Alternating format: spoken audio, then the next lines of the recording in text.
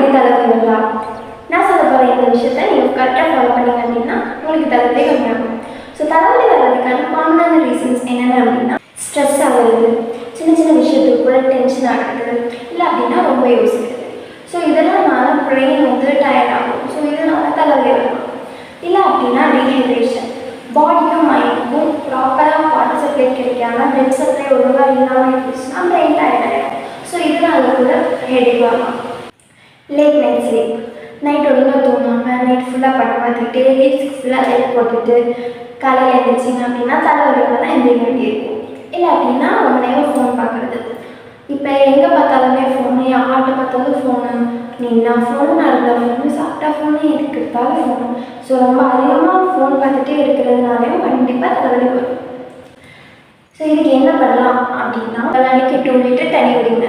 அப்புறம் ரொம்ப ஸ்ட்ரெஸ் ஆகாமல் காலையில் எழுந்திரிச்ச உடனே மெடிடேஷன் பண்ணுவேன். அதுக்கப்புறம் இந்த ஸ்க்ரீன் டைமை கம்மி பண்ணிவிட்டு கூட இருக்கவங்க கூட நல்லா பேசுங்க. அப்புறம் சீக்கிரமாக தூங்கி சீக்கிரமாக எழுதிங்க. ஸோ இப்படிலாம் பண்ணிங்க அப்படின்னா உங்களுக்கு தலைவலி கம்மியாகும். ஸோ இந்த மாதிரி இன்ஃபர்மேஷன் தெரிஞ்சுக்கிறதுக்கு ஃபாலோ பண்ணுங்கள்.